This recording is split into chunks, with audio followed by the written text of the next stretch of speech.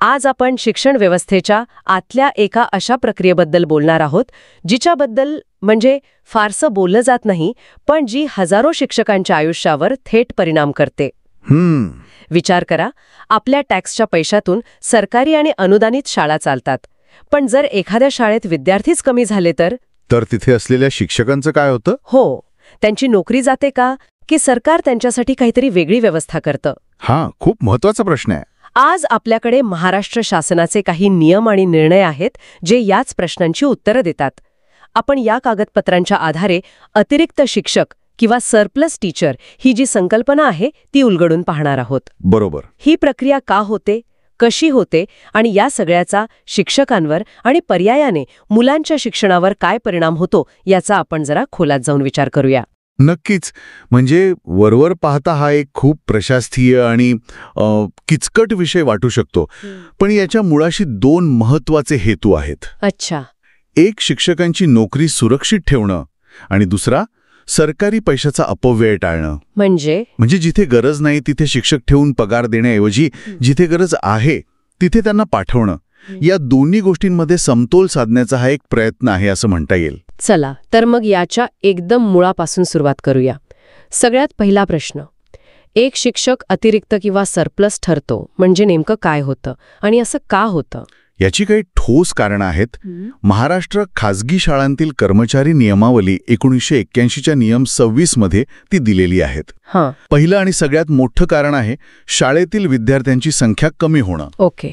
दुसरं म्हणजे अभ्यासक्रमात काही बदल झाले आणि विशिष्ट विषयाच्या शिक्षकांची गरज कमी झाली. तिसरं, शाळेतली एखादी तुकडीच बंद पडली. हो. आणि चौथं म्हणजे दुर्दैवाने शाळाच बंद पडली किंवा तिची मान्यता रद्द झाली. यातला पहिला मुद्दा मला खूप महत्वाचा वाटतो. विद्यार्थ्यांची संख्या कमी होणं हे काही असं एका रात्रीत होत नाही. नाही, अजिबात नाही. यामागे काही सामाजिक कारणं पण असतील नाही का? जसं की ग्रामीण भागातून शहरांकडे होणारं स्थलांतर किंवा खाजगी इंग्रजी माध्यमांच्या शाळांचं वाढतं आकर्षण. अगदी बरोबर बोललात. हा केवळ आकड्यांचा खेळ नाहीये.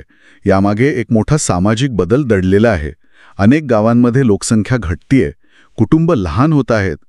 त्यामुळे जिल्हा परिषदेच्या शाळांमधली पटसंख्या कमी होतीये आणि शासन निर्णयानुसार प्रत्येक तुकडीसाठी एक विशिष्ट विद्यार्थी संख्या ठरवून दिलेली आहे. हो, त्याचा एक फॉर्म्युला आहे. बरोबर. उदाहरणार्थ 5वी ते 10वी साठी जर 71 ते 120 विद्यार्थी असतील तर 2 तुकड्या आणि त्यापेक्षा कमी झाल्याची मग एकच तुकडी.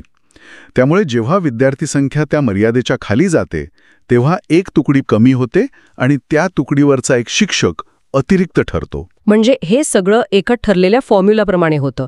यात शाळेचा व्यवस्थापन किंवा मुख्याध्यापक स्वतःच्या मनाने कोणालाही अतिरिक्त ठरवू शकत नाहीत. अजिबात नाही. ही प्रक्रिया पूर्णपणे वस्तुनिष्ठ आहे, ऑब्जेक्टिव्ह आहे. दरवर्षी शिक्षण विभाग पटपडताळणी करतो. पटपडताळणी म्हणजे शाळेत जाऊन प्रत्यक्ष विद्यार्थी मोजले जातात. त्या आकड्यांच्या आधारावर कोणत्या शाळेत किती शिक्षक हवेत आणि किती जास्त आहेत हे ठरवलं जातं. त्यामुळे यात मानवी हस्तक्षेपाला किंवा मनमानीला वावच नसतो. ठीक आहे. आता आपण एक उदाहरण घेऊया. समजूया की बीड जिल्ह्यातल्या एका शाळेतल्या सौ जोशी नावाच्या शिक्षिका आहेत. पटपडताळणी झाली आणि त्यांना कळलं की त्या अतिरिक्त ठरल्या आहेत. आता त्यांच्या मनात पहिला विचार काय येईल? की माझी नोकरी गेली. त्यांच्यासोबत पुढे नेमकं काय होतं? हाच या व्यवस्थेचा सगळ्यात महत्वाचा भाग आहे. त्यांची नोकरी जात नाही. अच्छा. इथेच समायोजन किंवा ॲब्झॉर्प्शन ही प्रक्रिया सुरू होते. 2017च्या शासन निर्णयानुसार या प्रक्रियेचा एक अगदी स्पष्ट आराखडा आहे. सरकारची पहिली जबाबदारी आहे की सौ जोशी यांना दुसरीकडे नोकरीत सामावून घेणं. आणि हे समायोजन कसं होतं? त्यांना थेट राज्यात कुठेही पाठवलं जातं का? नाही. त्याची एक पद्धत आहे. आपण याला एक मॅचिंग सिस्टम म्हणू शकतो. पहिला प्रयत्न असतो जिल्हांतर्गत समायोजन. जिल्हांतर्गत? हो. म्हणजे सौ जोशी बीड जिल्ह्यात आहेत तर त्यांना आधी बीड जिल्ह्यातच कुठल्या तरी शाळेत जिथे शिक्षकाची जागा रिकामी आहे तिथे सामावून घेण्याचा प्रयत्न केला जातो. म्हणजे उद्देश हा की शिक्षकाला शक्यतोवर त्याच्या जिल्ह्यातच ठेवायचं. अगदी. त्याच्या घरापासून जवळ. आणि या जिल्ह्यांतर्गत समायोजनात पण काही प्राधान्यक्रम असतो का? म्हणजे खाजगी शाळेतल्या शिक्षकाला खाजगी शाळेतच पाठवतात की जिल्हा परिषदेच्या शाळेत? हो, त्यातही एक क्रम ठरवलेला आहे. म्हणजे बघा, पहिला प्रयत्न असतो की खाजगी अनुदानित शाळेतला अतिरिक्त शिक्षक असेल तर त्याला दुसऱ्या खाजगी अनुदानित शाळेतच पाठवायचं. ओके, म्हणजे एकाच प्रकारच्या शाळेत. हो. दुसरा प्रयत्न म्हणजे जिल्हा परिषदेच्या शिक्षकाला दुसऱ्या जिल्हा परिषदेच्या शाळेत सामावून घेणं. आणि जर हे शक्य झालं नाही तर मग देवाणघेवाण होते. म्हणजे खाजगी शाळेतल्या शिक्षकाला गरज असल्यास जिल्हा परिषदेच्या शाळेत पाठवलं जातं. अच्छा. आणि याच्या उलटंही येऊ शकतं. जिल्हा परिषदेच्या शाळेतल्या शिक्षकाला खाजगी शाळेतही पाठवलं जाऊ शकतं. ही देवाणघेवाणीची तरतूद खूपच रंजक आहे. म्हणजे शिक्षकाचा मूळ नियोक्ता म्हणजे एम्प्लॉयर तो बदलू शकतो. हो, बरोबर. पण समजा बीड जिल्ह्यात कुठेच जागा रिकामी नसेल तर मग सौ जोशींचं काय होणार? इथे दुसरा टप्पा सुरू होतो, ज्याला म्हणतात विभागांतर्गत समायोजन. विभागांतर्गत? हो. जर जिल्ह्यात कुठेच जागा नसेल तर मग महसूल विभागाच्या पातळीवर विचार केला जातो. बीड जिल्हा औरंगाबाद म्हणजे आता छत्रपती संभाजीनगर विभागात येतो. बरोबर. मग सौ जोशी यांना त्या विभागातल्या दुसऱ्या जिल्ह्यात म्हणजे जालन्याला, परभणीला किंवा औरंगाबाद शहरात जिथे जागा असेल तिथे पाठवलं जाऊ शकतं. आणि ही सगळी प्रक्रिया आता ऑनलाईन होते असे मी ऐकलंय. अगदी. ही सगळी प्रक्रिया आता सरल पोर्टलच्या माध्यमातून ऑनलाईन होते. त्यामुळे यात पारदर्शकता असते आणि सेवा ज्येष्ठतेनुसार म्हणजे सिनियरिटीनुसार क्रम ठरवला जातो. तुम्ही सरळ पोर्टलचा उल्लेख केला. अनेकदा हा शब्द ऐकायला येतो, पण हे सरळ म्हणजे नेमकं काय आहे? सरळ म्हणजे system for administrative reforms, accountability and learning. हे महाराष्ट्र शासनाचं एक प्रचंड मोठं ऑनलाईन पोर्टल आहे. ओके. यात राज्यातली प्रत्येक शाळा, प्रत्येक शिक्षक आणि प्रत्येक विद्यार्थ्याची इत्थंभूत माहिती नोंदवलेली असते. तुमचं नाव, जन्मतारीख, आधार कार्ड, तुम्ही कुठल्या इयत्तेत आहात, तुम्हाला कोणते विषय आहेत, तुमचे शिक्षक कोण, सगळं काही. बापे. हो.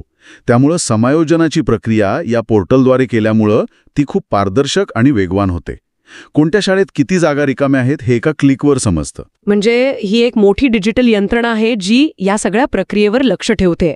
आता आपण पुन्हा सौ जोशींच्या कफेवर येऊया. त्यांचं समायोजन झालं. समजा त्यांना दुसऱ्या तालुक्यातल्या शाळेत जावं लागलं. त्यांचं घर, कुटुंब एका ठिकाणी आणि नोकरी दुसरीकडे. अशा वेळी त्यांना काही संरक्षण मिळतं का? म्हणजे पगाराचं काय होतं, त्यांच्या सेवा ज्येष्ठतेचं काय? हो. इथेच या नियमावलीचं महत्त्व दिसून येतं. शिक्षकांना काही महत्त्वाचं संरक्षण दिलेलं आहे. पहिलं आणि सर्वात महत्त्वाचं म्हणजे वेतन संरक्षण. वेतन संरक्षण? हो. सौ जोशी यांचं जे मूळ वेतन आहे, बेसिक पे, ते नवीन शाळेतही कायम राहतं. त्यात कोणताही बदल होत नाही. अच्छा. मात्र घरभाडे भत्ता किंवा प्रवास भत्ता यांसारखे भत्ते नवीन कामाच्या ठिकाणानुसार बदलू शकतात. आणि सेवा ज्येष्ठतेचं काय? म्हणजे त्या त्यांच्या मूळ शाळेत 15 वर्षांपासून शिकवत होत्या. नवीन शाळेत गेल्यावर त्या पुन्हा सगळ्यात नवीन किंवा ज्युनियर गणल्या जातात का? याचा त्यांच्या बढतीवर परिणाम होऊ शकतो? हा खूप चांगला प्रश्न आहे. इथे एक 3 वर्षांचा नियम लागू होतं. 3 वर्षांचा नियम? हो. जेव्हा सौ जोशी नवीन शाळेत जातात तेव्हा पहिल्या 3 वर्षांसाठी त्या तांत्रिकदृष्ट्या त्यांच्या मूळ शाळेच्याच कर्मचारी मानल्या जातात. त्यांचं नाव मूळ शाळेच्या पटावर कायम असतं. अच्छा, म्हणजे त्या तात्पुरत्या स्वरूपात तिकडे असतात. बरोबर. आणि जर या 3 वर्षांत त्यांच्या मूळ शाळेत पुन्हा जागा रिकामी झाली तर तिथे परत जाण्याचा पहिला हक्क त्यांचा असतो. ओके. पण जर 3 वर्षात जागा निर्माण झाली नाही तर मग त्या नवीन शाळेत कायम म्हणजे परमनंट होतात आणि त्यांची सेवा ज्येष्ठता त्या नवीन शाळेनुसार गणली जाते. म्हणजे यात एक प्रकारचा ट्रेड ऑफ आहे. नोकरीची हमी मिळते पण करिअरच्या प्रगतीवर थोडा परिणाम होऊ शकतो. हो. हा एक प्रकारे तडजोडीचा भाग आहे. नोकरी वाचते पण काही वर्षांची सेवा ज्येष्ठता गमवावी लागू शकते. आणि अतिरिक्त ठरवताना कुणाला आधी बाहेर पाठवायचं याचाही काही नियम असेलच ना? हो. तिथेही सेवा ज्येष्ठतेचा नियम लागू होतो. जर एकाच पदावर एकापेक्षा जास्त शिक्षक असतील तर जो सेवेने सर्वात कनिष्ठ असतो, अ ज्युनियर मोस्ट पर्सन, त्याला सामान्यतः आधी अतिरिक्त ठरवलं जातं. ही सगळी प्रक्रिया ऐकायला खूपच नियमबद्ध आणि काटेकोर वाटते. हो. पण कुठलीही व्यवस्था तेव्हाच यशस्वी होते जेव्हा तिचं पालन केलं जातं. बरोबर. समजा सौ जोशींना नेमून दिलेली जागा आवडली नाही आणि त्यांनी तिथे रुजू व्हायला म्हणजे जॉईन व्हायला नकार दिला तर काय होतं? किंवा उलट नवीन शाळेनेच त्यांना स्वीकारायला नकार दिला तर? या दोन्ही परिस्थितींसाठी खूप कडक नियम आहेत. जर शिक्षकाने नेमून दिलेल्या ठिकाणी हजर होण्यास नकार दिला तर त्यांचं वेतन तात्काळ थांबवलं जातं. अरे बापरे. हो, आणि त्यांच्यावर शिस्तभंगाची कारवाई सुद्धा होऊ शकते. त्यामुळे नकार देण्याचा पर्याय शिक्षकाकडे नसतोच खरं तर.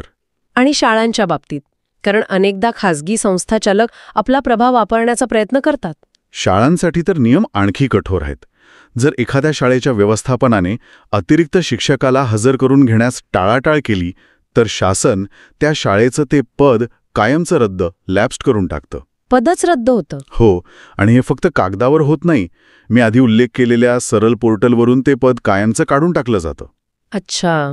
याचा अर्थ त्या शाळेला भविष्यात त्या पदासाठी सरकारकडून कधीही अनुदान मिळणार नाही. हे खूप मोठं आर्थिक नुकसान असतं. म्हणजे कोणतीही शाळा असं धाडस करणार नाही. सहसा करत नाही.